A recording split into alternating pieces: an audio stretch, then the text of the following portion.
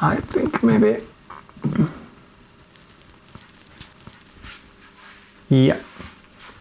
Welcome to my home office, my in-house workspace. And I gotta start warning you today that this video is gonna be a bit different compared to my regular videos. And if you haven't seen any of my previous videos, welcome.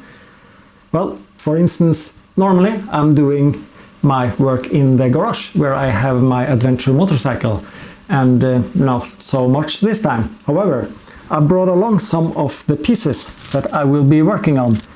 That is, this one is going to be replaced, the old analog instrument cluster, and I'm going to go digital, fitting a tablet instead, and doing some experimental work, 3D printing today, electronics.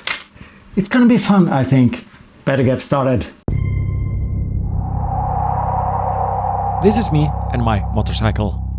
And this is Thomas and his motorcycle.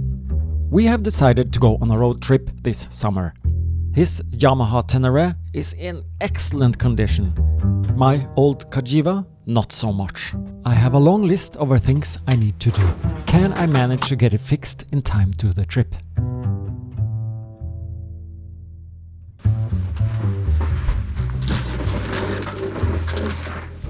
Maybe it was a stretch saying that I will be working with electronics in this video, but well, so let me show you this. This is a resistor and a LED light bulb. That's the only thing I will be touching when it comes to electronics. It is rated as electronics, isn't it?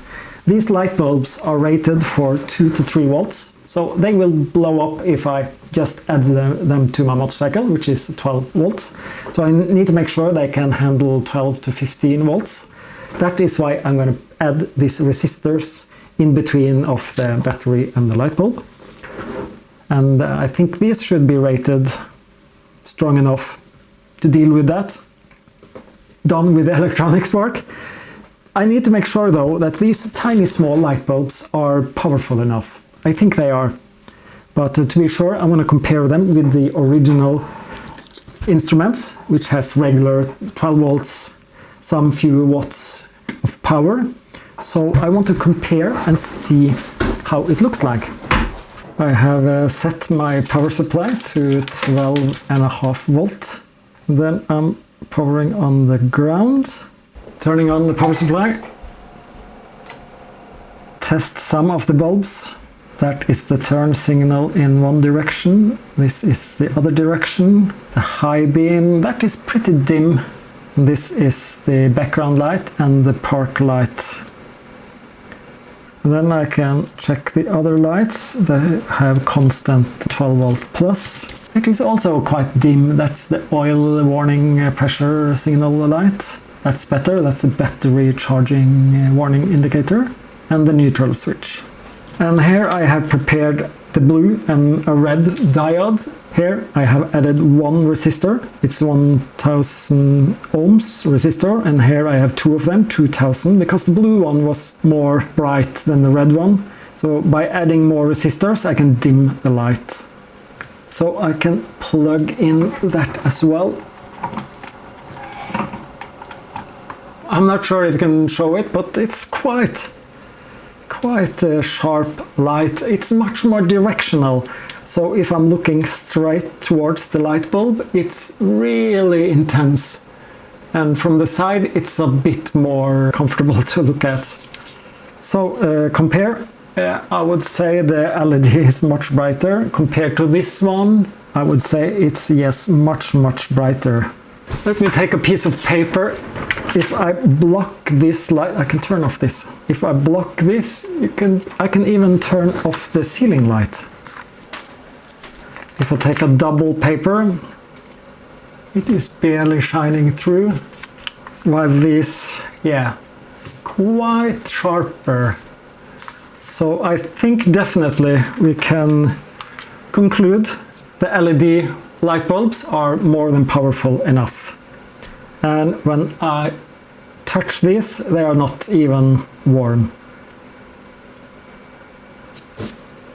So I have even smaller resistors that are tiny small in comparison, and they are not rated for that much current. I have also tested the light bulbs with higher current. I can just here on my power supply turn up the voltage, and I have tested it at least to 15 volts, and they are getting quite bright. So is the 12 volt bulb, the original one. But yeah, it can cope with this. I can also test it the other way. Let's say the battery gets a bit drained, and you will see that the original light bulb, the 12 volt light bulb, gets very dim as the power is limited, the current is limited, while the LED is still quite bright here. I would say this looks to be a success. If you're an electronics expert, you can probably verify if this is a suitable way of doing it. Probably could do some calculations here to get the numbers correct. But okay, the next job is then to make the housing, to put the LED lights into. Then it's 3D printing the next. And I'm going to use two different type of plastic, because I want not only to have the pure LED bulbs showing up. I want this kind of icons that symbols the different kind of functions.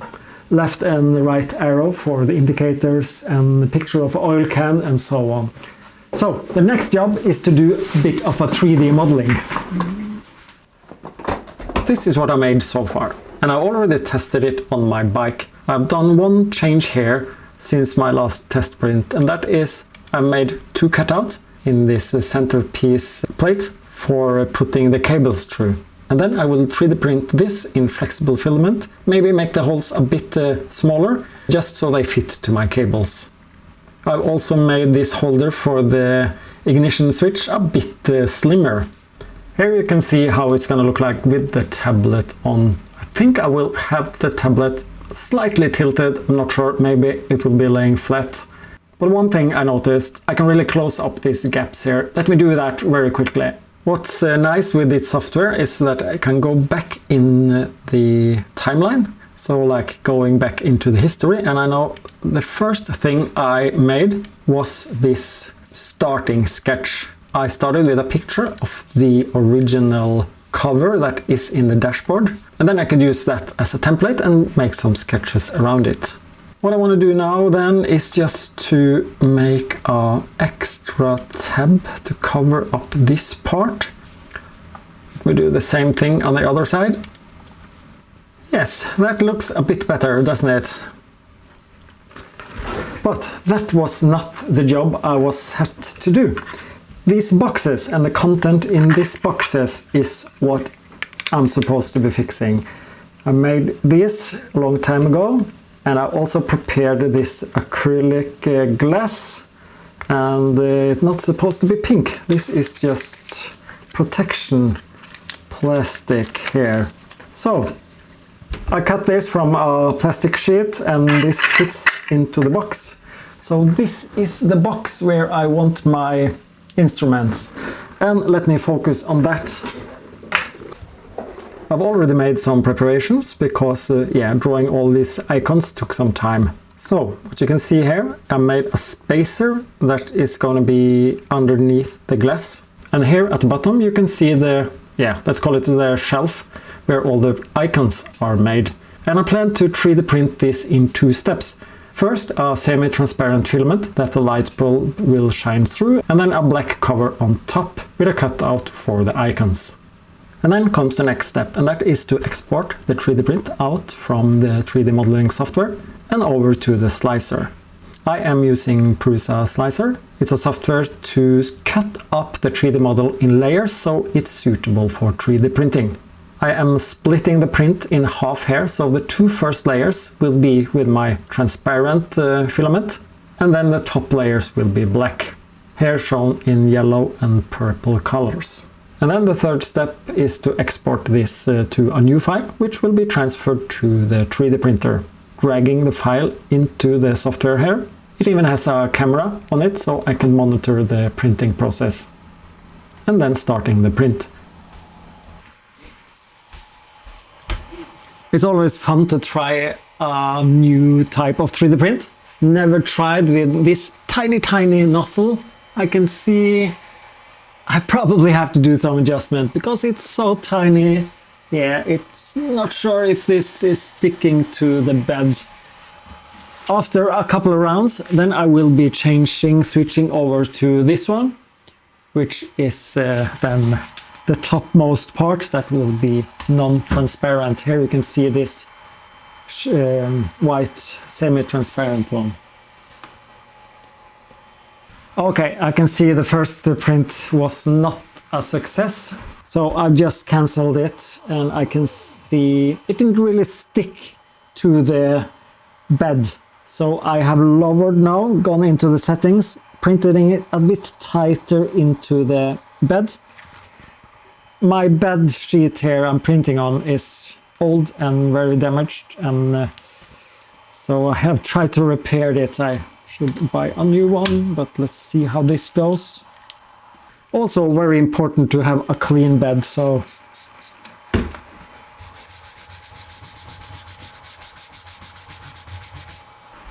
yeah, and by the way, what's happening right now is called bed leveling. It's probing 4x4 12 dots to the bed to see if it's a bit warped, and then it will compensate when it's doing the 3D printing. So if the bed has like typically a concave shape, it will, instead of printing a straight line, it will actually print and follow the surface. Pretty smart.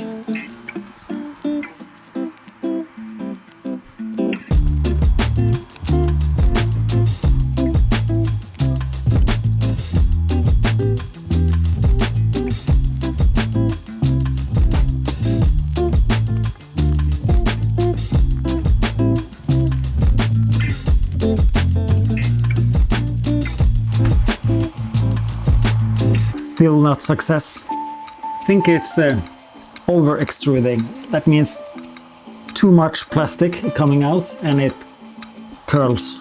Yeah. Third attempt. This time using a glass bed, a glass sheet instead of this old worn flexible mat. And I think that's better. So since it's so thin of a nozzle, it needs more precision, and this glass bed is much better. And it sticks better to it as well, the plastic.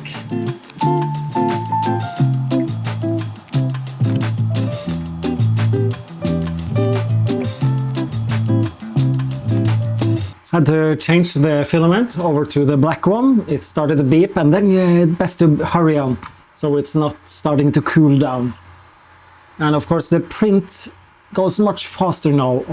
Like the first layer goes very slowly, at least I put it to go very slowly, so it gets a good adhesion on the first layer, and then it goes a bit faster. So yeah, it looks pretty nice. Third attempt could be the good one.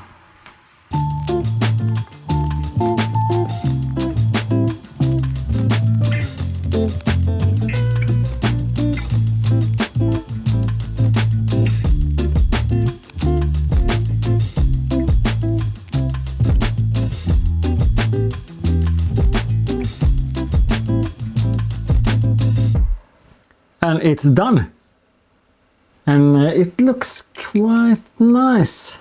It has cooled off a little bit, and I have this scraper that I can, oh yes, it turned out pretty nice, I think.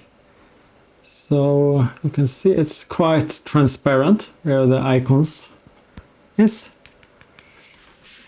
Test it on the test bench. Printing the spacer as well. I've, by the way, changed the nozzle. It's these tiny small tips that goes on the extruder. That is the part that is pouring out the melted plastic. So now it's a bit bigger, much stronger print, and it goes a lot faster. Not that this needs to be very strong, but it's like goes 3 times faster now. 0.6 instead of 0.2 nozzle. Yeah, this should be a quick job.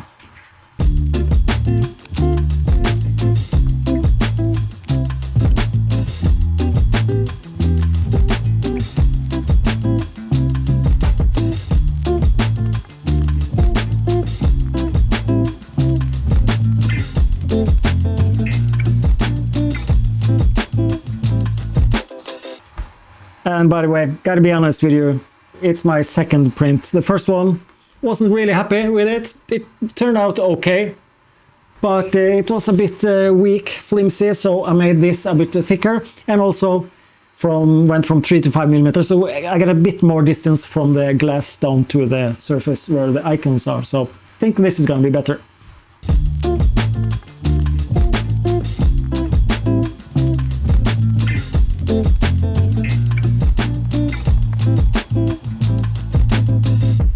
Then it's time to move over to the test bench.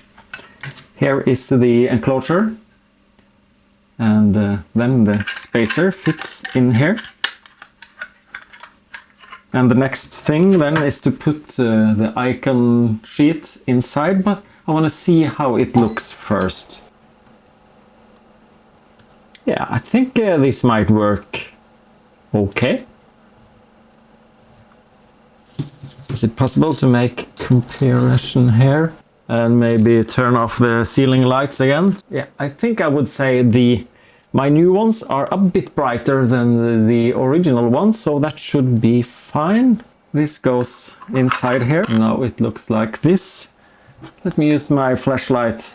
Okay, that's a bit bright, but I think this might be a decent solution. And I will, by the way, use this Gorilla Glue, gel type of glue that is waterproof. So I will glue on this lid, make sure no water can come in here. Then it's time to make a new 3D print to hold the LEDs. This is what is called an exploded view, where you can see all the parts extracted from their positions. The next thing I'm going to do now then is to make the bulb holders underneath here. Each of the light bulbs should be positioned exactly where the icons are drawn, so I think I'll just make a copy of this sheet and then modify it. This looks a bit complex, but this is all the icons I've drawn, and I can just remove all of this now, so I'm just have the grid remaining. Alright, and then it looks like this, and each light bulb is 5 millimeters. So I can just make a hole where the icons have been. In addition to that, I'm gonna make dividers that goes in between here to make sure that each light bulb doesn't shine into the next one. Then I can just extrude this and find the distance I want. Then the exploded view will be like this. Then it's time for some new 3D printing.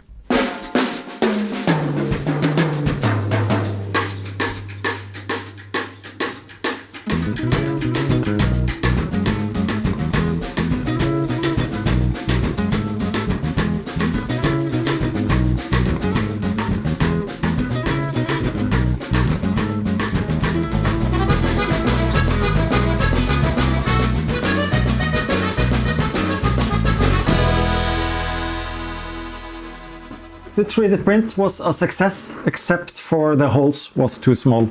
Of course, when the light bulbs are 5 millimeters, the holes need to be a bit bigger, doesn't they? So I made the holes 5.2 millimeters here on this one. And I hope maybe that can work. Probably we'll add a dab of glue for each light bulb, but for now I'll just have them tightly fitted into the holes. Let's see how this is gonna work. We don't need this anymore. So this goes like this, and I want to have 2 green ones, yellow, blue, 2 red ones, green and white. On these diodes, the long wire here is the positive. Yes, this was quite a tight and nice fit. Really lucky with this size. Yeah, this ain't coming loose. That was the 2 green ones. Then a yellow one for the lights. I use a drill bit to remove some of the filament. And then the 2 red ones. And those have positive as the common lead. And the last one is the neutral switch. And then all the light bulbs are fitted. And I gotta be honest, I really have no plans for how to do this last part. What I need to do now is to combine these These have common ground, these have common positive. These are just got to be wired up correctly, and luckily I have bought plenty of different colors on the wires. Then some soldering. Not sure if this is the most professional way of doing it, but this center lead here is gonna have a plus, and on my motorcycle the green, it's actually green and black, is the positive plus wire from the ignition.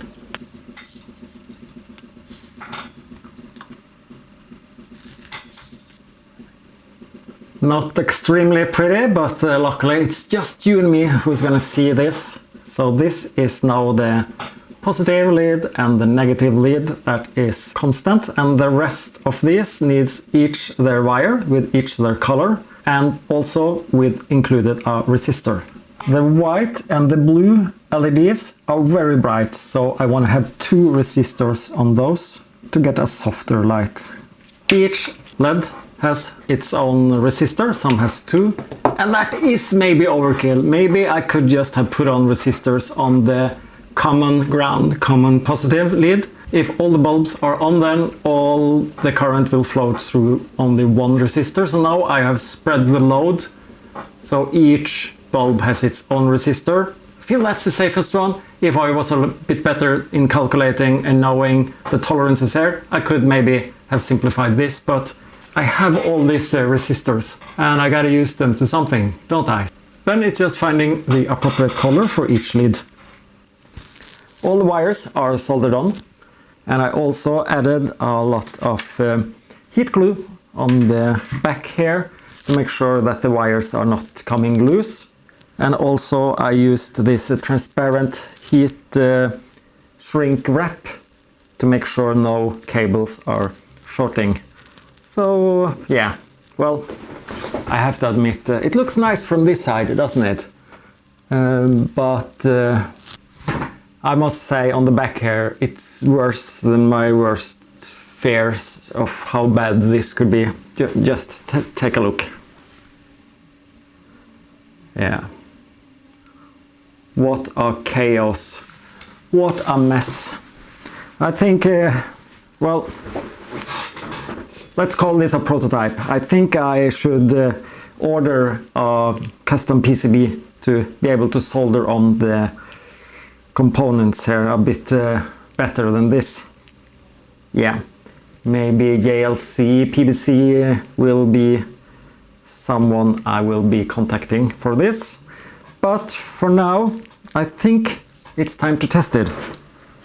I have also 3D printed the back plate where the wire is gonna go out, and since the 3D print builds up like this, I printed a separate channel, or what to call it, that I can plug in here, so I have somewhere to mount the heat shrink and attach to the, you will understand. So putting everything into where it's supposed to be.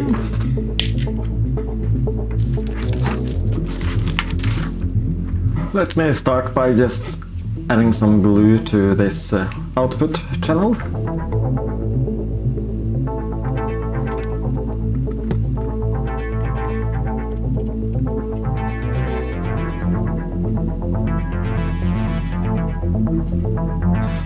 Okay, and then not the final assembly, I haven't glued on this yet. I'll test it before I do that. Putting on this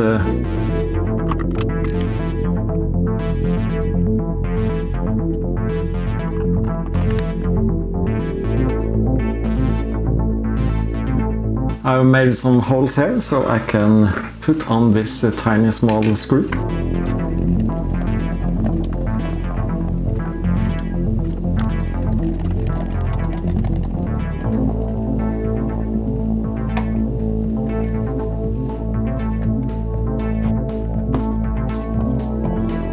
It's time for the test. So I set my power supply to 12.5 volts again. So this green one is the main common plus cable. and the blue one is the main common cable. So when I'm powering on this, means the ignition is on. And the first light is shining up. Then let's try the neutral switch. That was the gray cable. Looks nice. Then the oil and battery indicator. So this is typically how the bike looks when you turn it on. Ignition on, bike's in neutral, and the warning lights light up. Then it's the light, it's almost orange more than yellow, but that's nice. And then it's high beam, the blue one, very nice. And then it's the turn signals, the two remaining ones. Then all the light bulbs is powered on. Let's see how it looks if I dim the light. Ooh, that's kind of cool. I would say it's pretty bright, but not annoying bright if you're not looking directly at it with full daylight. I think this is gonna work out pretty well.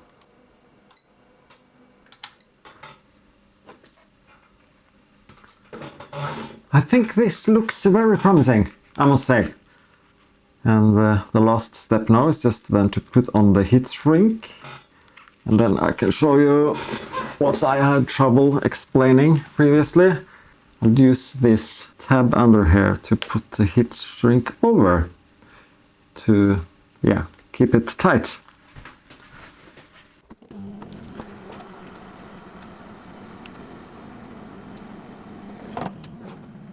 Just gotta wait till this one cools down.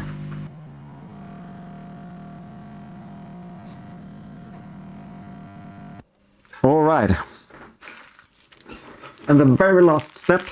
Now I have 9 cables coming out here at the end. This will be split into 3 connectors. This one is a 4-channel, 3-channel and a 2-channel connector, 9 in total. But I think I'll do that in the garage because I've already put on the connectors on the motorcycle, and to make sure I get the right colors and the right cables into the right connector, yeah, better do it in the garage, and then I can test fit it and try it on. And then the bike should be ready for the big adventure trip for this year. I think maybe... Did I forget something? I think there was one more thing. Okay, what was that?